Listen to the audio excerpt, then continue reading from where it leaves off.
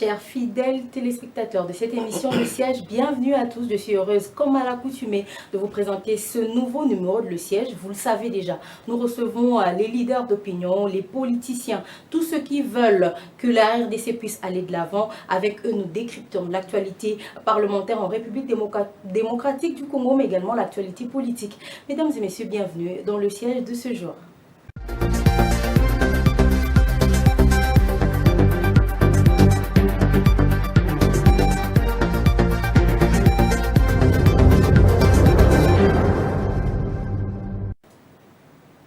Je suis heureuse aujourd'hui de recevoir une personnalité que nous avons déjà reçue dans cette émission et qui n'est plus à présenter. Il s'appelle Monsieur Sélé Kanangui, il est porte-parole du parti CNC, parti cher à l'honorable Pius Mwabilou. Avec nous, nous revenons sur la rentrée politique de ce parti ainsi que toute l'actualité politique en République démocratique du Congo. Je vous prie de suivre.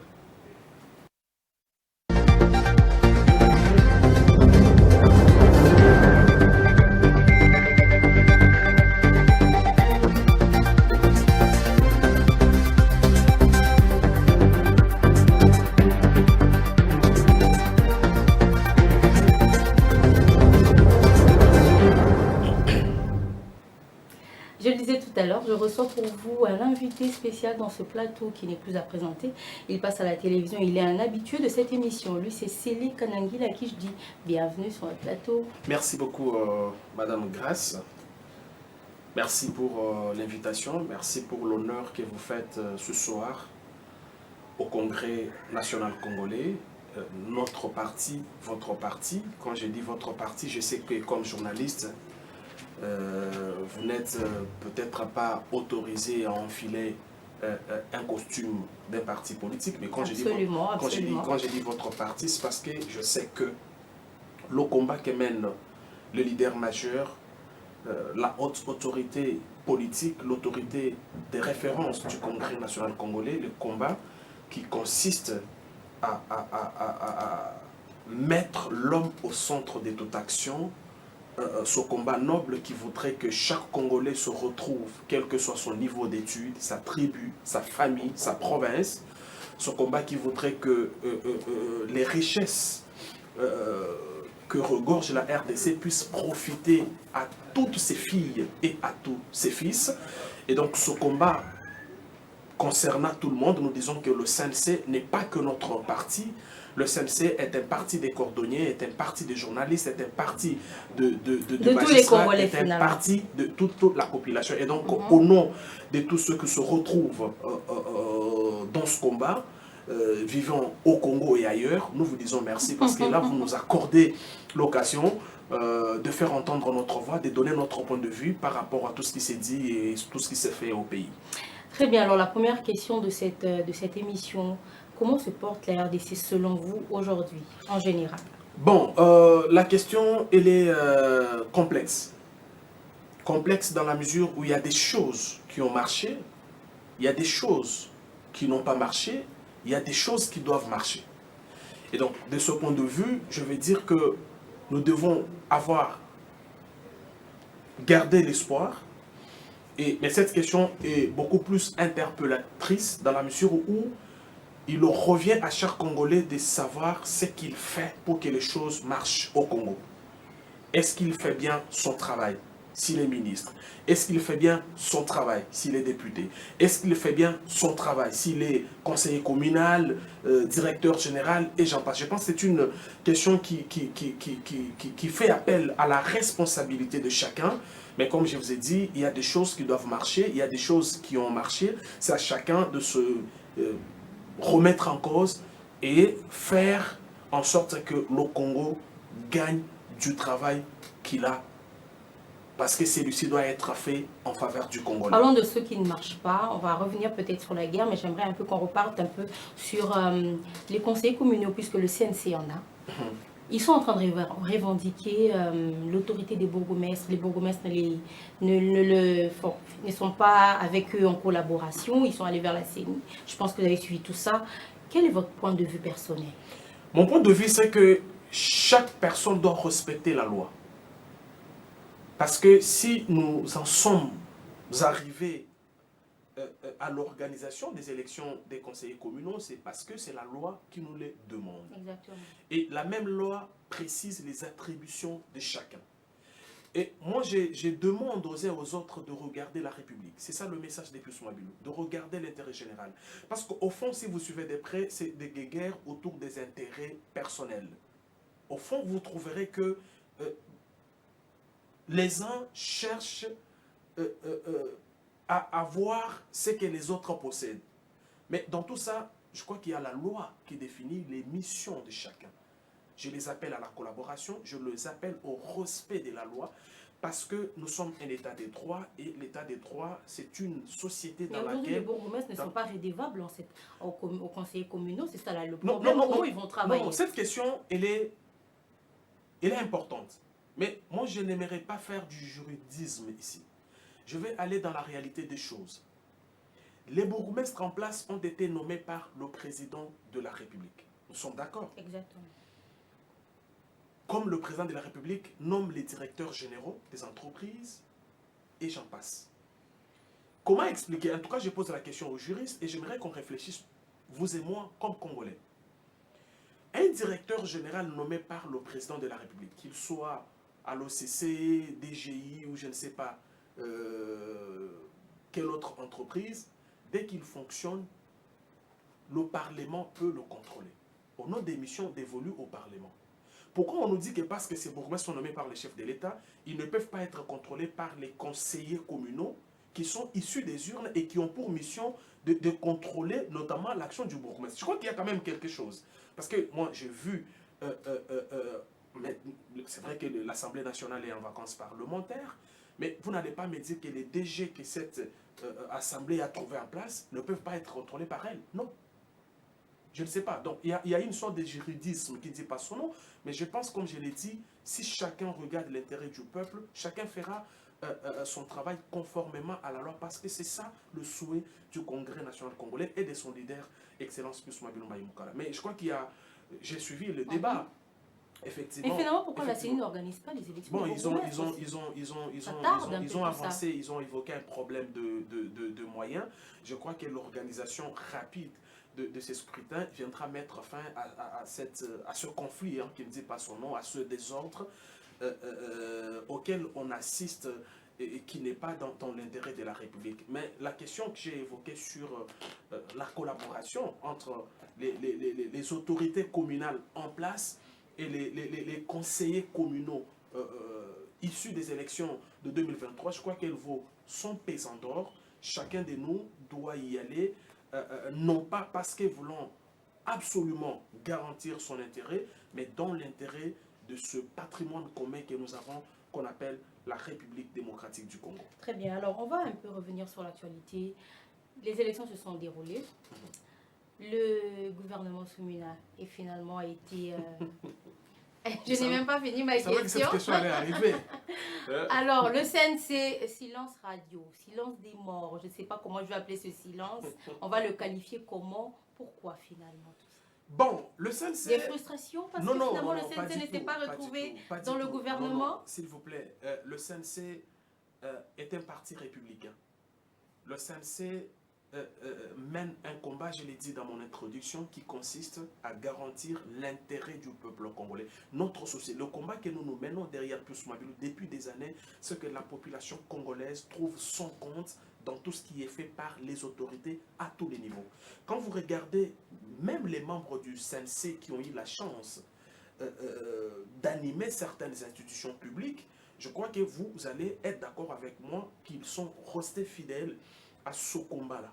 Vous avez vu le travail abattu par notre leader à la tête du ministère de l'Urbanisme Habitat. Je vous apprends que dans 2-3 jours, son successeur à la tête de ce ministère va présider l'atelier des validations de la loi portant Code de l'Urbanisme Habitat, qui est un fruit du travail des Pius Mabilo. Et ça n'a jamais existé dans l'histoire de la République démocratique du Congo. Les exemples sont légion, on n'aura peut-être pas le temps pour revenir sur ça. Mais pourquoi et donc, notre souci à nous, c'est que la population trouve son compte. C'est ça notre souci à nous. Pourquoi notre silence? Mais écoutez, le CNC revient des élections. Les élections qui ont été bien préparées, qui nous ont pris beaucoup de temps, parce qu'on avait une stratégie électorale différente des autres, mais aussi un objectif à atteindre conformément à la feuille de route établie par notre leader, Excellence Pius Mwabilou Mbaye-Moukala. Et donc, le président intérim du parti et l'ensemble de tous ses collaborateurs que nous sommes devrions travailler pour atteindre cet objectif-là.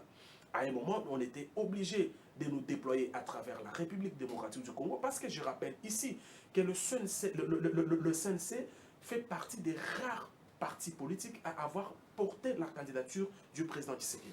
Rare. De manière sincère. Non, mais il y a eu beaucoup de partis politiques qui ont porté la candidature de Je n'en Félix disconviens Tshisekedi. pas. Je n'en disconviens pas.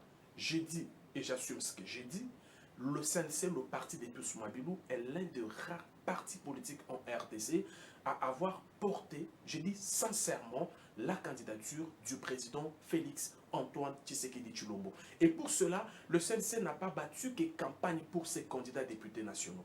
Le CNC avait un candidat président de la République. Et donc, quand vous faites un travail comme celui-là, à travers la République, vous revenez, il y a l'annonce des résultats.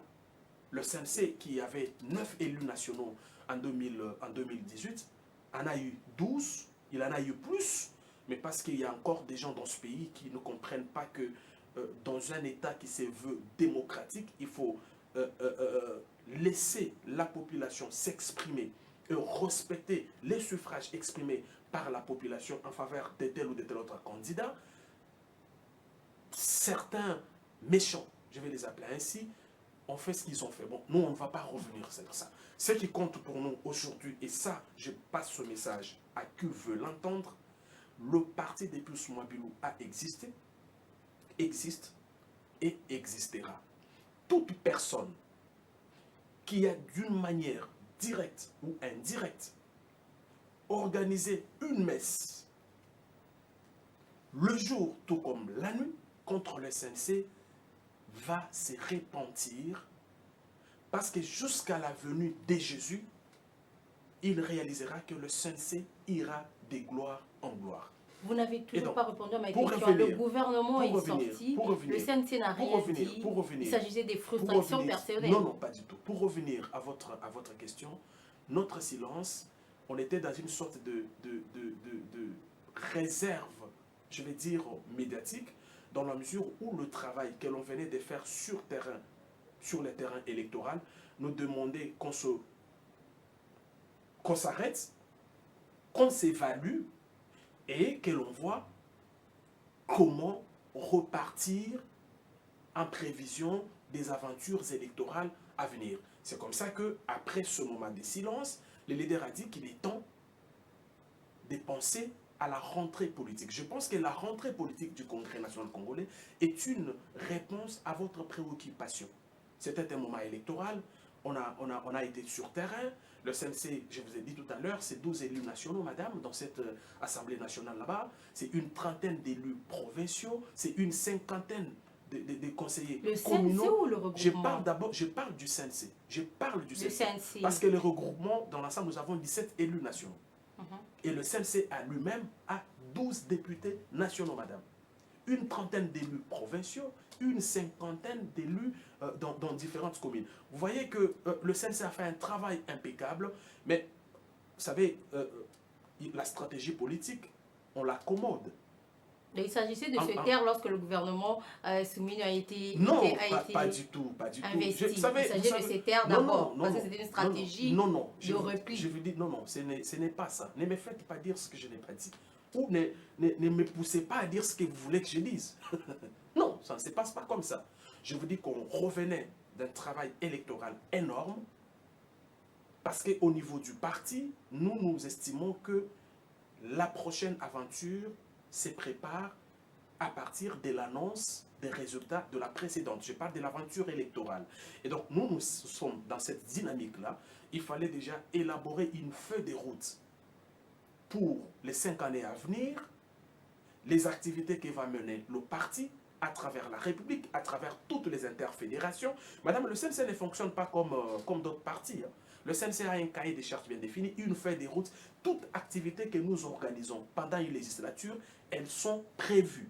Et donc, ce travail-là s'est fait juste après l'annonce des résultats des élections précédentes. Et donc, c'est pendant l'élaboration de cette feuille de route, pour les 5 prochaines années, que le CNC avait observé une sorte de silence, non seulement parce que en pleine élaboration de la feuille de route, mais aussi parce qu'il fallait un peu que les gens qui revenaient d'une bataille électorale aussi rude comme celle-là puissent se reposer. Ça n'a rien à voir avec quoi que ce soit, madame.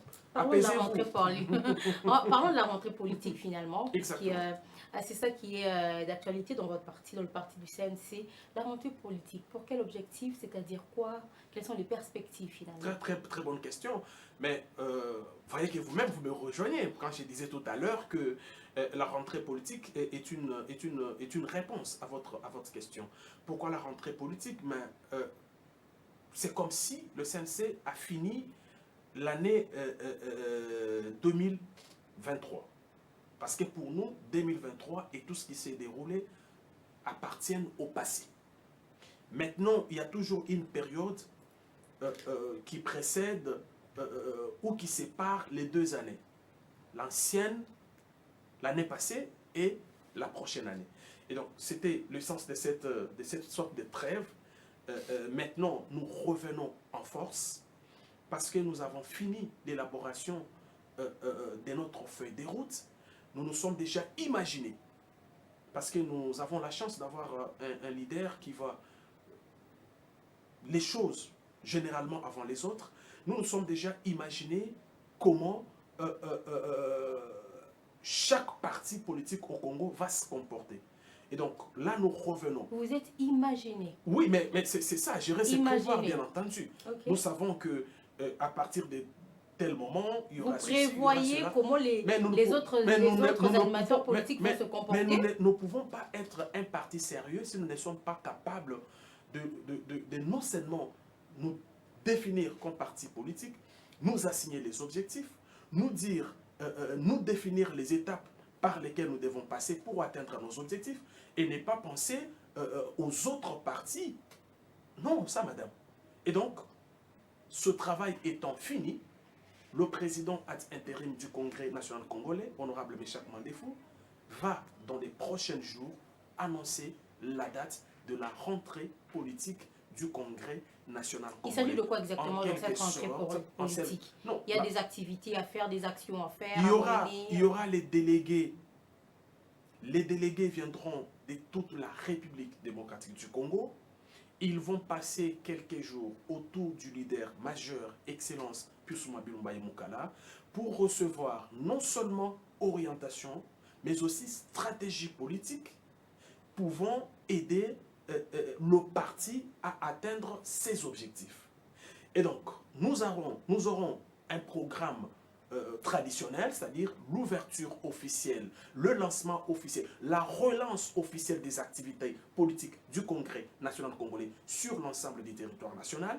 Et à côté, comme nous avons une feuille de route, comme nous avons notre document politique déjà élaboré par les leaders majeurs, et donc nous allons, comme nous avons un objectif à atteindre comme parti par fédération, prendre les fédéraux de cette province-là, leur dire, écoutez la stratégie politique, prenez ceci, comportez-vous comme ça, voilà autant d'activités que vous allez organiser, voilà comment vous allez vous comporter face aux institutions du pays, parce qu'au CNC, nous prenons le soutien, l'accompagnement des institutions du pays, de manière à ce qu'elles travaillent bien pour que la population trouve son compte. Et donc, nous allons briser le silence. Nous l'avons d'ailleurs brisé avec la rentrée communicationnelle, parce que même la cellule de communication après les élections, on était dans une sorte de congé, mais on n'était pas en congé parce qu'on était rentré autour du leader majeur pour qu'il définisse les lignes communicationnelles que nous devrions développer pendant cette aventure. Et donc, ce travail étant fait, nous avons lancé la relance des activités de la cellule de communication par l'inauguration de notre studio moderne, hein, qui dépasse beaucoup de studios ici, beaucoup de médias ici, les studios qui servent des tournages, des productions de nos émissions. Et donc, vous voyez que les états-majors du Congrès national congolais bougent, pendant que dans d'autres parties, rien n'est fait. Jusque-là, vous êtes journaliste, vous savez de quoi je parle. C'est pour vous dire combien nous sommes un parti préparé combien nous tenons au développement de ce pays. Croyez-nous, madame, le thème de cette rentrée politique vous sera dévoilé dans les tout prochains jours. Mais je vous ai dit qu'outre le lancement officiel, il y aura des activités, il y aura des ateliers. On ne peut pas savoir quelles sont les activités qui sont prévues finalement. J'ai parlé d'un séminaire de remise à niveau. Des membres. Des membres, des animateurs du parti à travers la République. Et vous savez, les réalités politiques au Katanga ne sont pas les mêmes au Kasaï, par exemple. Elles ne sont pas les mêmes dans la province ou dans la grande province de l'Équateur.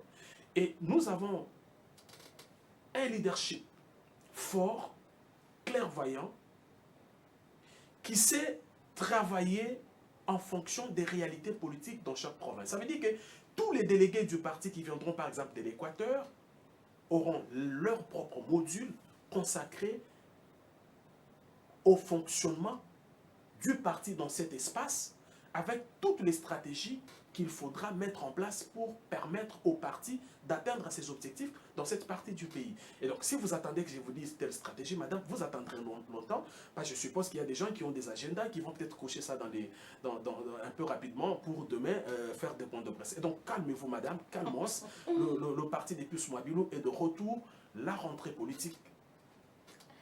Dans les 5 prochaines années, le CNC qui est membre de l'Union sacrée, de la majorité, se positionne comment? Parce que lorsqu'il y a des tractations, le CNC est à peine appelé. Bon, vous dites que le CNC est à peine appelé. J'aurais voulu que vous posiez cette question au président intérim du parti, parce que lui, il est en même temps secrétaire permanent adjoint de l'Union sacrée. Les CNC se positionnent comment? Mais le CNC est un parti républicain qui est au service de la nation, qui voudrait que chaque acteur politique travaille pour que la population trouve son compte. Et donc le CNC est là et il va jouer son rôle républicain. Le CNC a des députés à l'Assemblée nationale qui vont contrôler les gouvernements et les autres décideurs. Le CNC a les sénateurs, le CNC a des députés provinciaux. Le CNC va défendre l'intérêt du peuple. Nous sommes en train de parler finalement du Parlement. On revient un tout petit peu. On ne va pas parler des 5 prochaines, puisque déjà il y a 6 ou 7 mois, 8 mois qui ont été consommés. Pensez-vous finalement que ce Parlement, Sénat, Assemblée nationale réunie, sera un peu plus efficace que la législature précédente? Bon, j'ai suivi avec attention les débats lors de la présentation du programme du gouvernement. Moi, je suis journaliste de formation, vous le savez. Ça fait longtemps que je suis l'actualité politique du pays.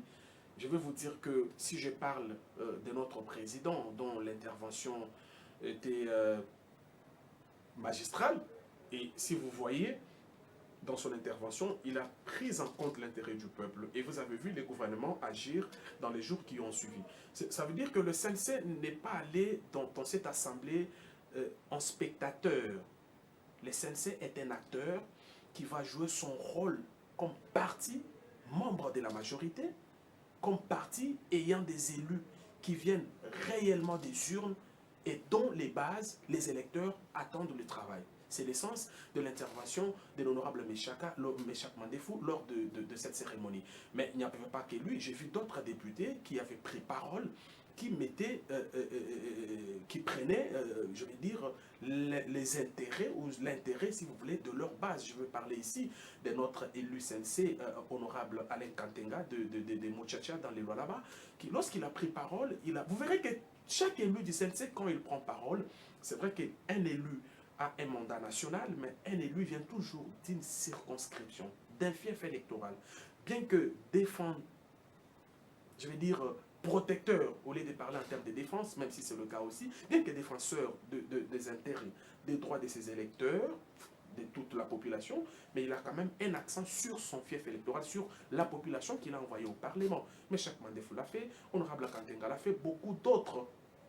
Donc vous estimez que cette Assemblée nationale sera un peu plus digne, un peu plus contraignante, au regard de ce que j'ai vu, au regard de ce que j'ai vu lors de la présentation du programme du gouvernement, je pense qu'il y a lieu d'espérer. Après, ce n'était qu'une session extraordinaire qui n'avait pour mission que investir le gouvernement, élaborer les règlements, ainsi de suite. Ils reviennent en septembre pour une autre session. Nous allons juger chaque parlementaire selon sa production, selon le travail, selon sa prise de position parce que nous allons jouer, nous, CNC, le rôle des sentinelles parce que nous les sommes effectivement pour la population. La majorité parlementaire en RDC nous a habitués de plus en plus au mot d'ordre, au ticket gagnant, au mot d'ordre. Pensez-vous vraiment finalement qu'il y aura dans cette assemblée qui est appelée le temple de la démocratie, un peu plus une liberté, quand il faudra finalement faire tomber un ministre ou un DG? Parce qu'il y aura ce mot d'ordre qui, de fois, ne vont pas finalement selon les attentes de la population. Bon, Madame Grace, vous savez, accordons-leur le bénéfice du doute. Mais est-ce que nous avons déjà vu par rapport au mot d'ordre? Non, les signaux qu'ils ont lancés lors de la présentation du programme du gouvernement sont rassurants. Là, je vous parle sincèrement. Alors, mais c'était qu'une session extraordinaire. Ces députés connaissent bien les missions pour lesquelles la population les a mis là-bas. Et chaque député qui est dans cette salle parce qu'envoyé par la population, je ne le vois pas exhiber un autre pas de danse que c'est lui qui voudrait le voir exhiber la population. Et donc moi je me dis qu'on ne verse pas dans une sorte de suspicion. Attendons les députés à l'œuvre, nous allons les juger. Mais je ne suis pas d'accord avec vous quand vous parlez du mot d'ordre. Attends, nous sommes dans une société qui est organisée. Nous sommes dans une famille politique qu'on appelle Union Sacrée, qui doit être aussi organisée. Mais le mot d'ordre, s'il est donné et qu'il prend en compte les intérêts du peuple congolais. Il doit justement prendre les intérêts du peuple congolais. Exactement, il n'y a pas de problème. Mais dans cette assemblée, vous avez l'opposition, vous avez la majorité. Ça veut dire que les débats autour de la démocratie, en tout cas, ne méritent pas pour l'instant d'être posés sur la table. Attendons les grands débats, les grandes plénières, elles sont toujours publiques. Eh bien, nous allons, chaque Congolais, tirer sa conclusion. Mais je pense que le départ n'était pas mauvais au regard de ce que j'ai vu personnellement lors de la cérémonie dont je parlais tout à l'heure. Monsieur Célé, nous sommes vraiment à la fin. Votre mot de la fin serait lequel?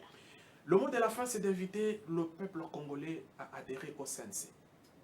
Aujourd'hui, nous ne sommes plus qu'un parti national. Le CNC est un parti mondial. Pendant que je vous parle, les fédérations du CNC, France, États-Unis, Canada, Afrique du Sud, Mozambique, se mobilisent. Parce qu'elles prendront effectivement part à la rentrée politique. Donc les délégations viendront non seulement de l'intérieur du pays, mais aussi de l'extérieur. Et donc, le CNC est un parti qui vous défend. Son leader vous défend, vous sert depuis des années. Le leader majeur, Pius Madoumba Mukala. Ce n'est pas pour rien que les habitants du Moamba ne cessent de lui faire confiance. C'est l'un des rares députés dans cette ville à avoir un contrat avec la population qui est respecté à la lettre et qui fait de lui un homme très proche de sa base. Mais au jour d'aujourd'hui, il n'y a pas que la base du Moamba. Il y a la population de Cabinda qui a vu cet homme à sa disposition, à son service, alors qu'il n'avait pas mandat. C'est lui qui construit, qui leur donne de l'eau, c'est lui qui leur donne du courant, c'est lui qui leur donne du travail. Et ils ont dit, bon, écoutez, honorable Pius, on vous envoie au Sénat. Et donc, moi, je demande à tout Congolais d'adhérer au Congrès national congolais. Je demande aux jeunes de comprendre que vous avez un leader en qui vous vous retrouvez. Parce que depuis que j'ai eu la chance de les connaître, il ne se bat que pour l'avenir. Et pas n'importe quel avenir, l'avenir radieux de la jeunesse. Je suis même tenté de dire que parmi les thèmes qui seront abordés lors de cette rentrée politique, il y aura un accent particulier sur la jeunesse congolaise. Merci beaucoup, monsieur jeunesse féminine, jeunesse masculine, mobilisez-vous. Papa, maman, le CNC, c'est votre parti. Allez dans Merci plaît, beaucoup, chers téléspectateurs. Oui, en une seconde.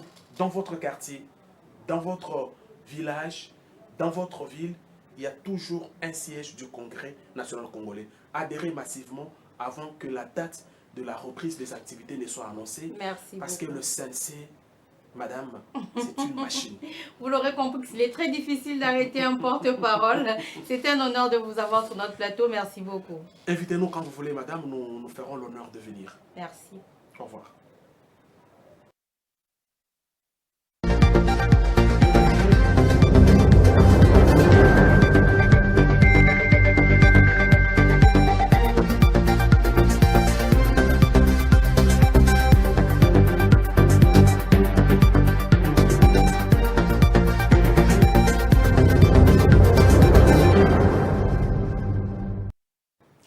C'est la fin de cette émission. Mesdames et messieurs, merci de nous avoir suivis avec beaucoup d'attention. Merci de nous suivre semaine après semaine. En mon nom et au nom de toute l'équipe qui m'accompagne dans ce studio bio de la RTGA, je vous dis merci. On se retrouve la fois prochaine avec le même plaisir.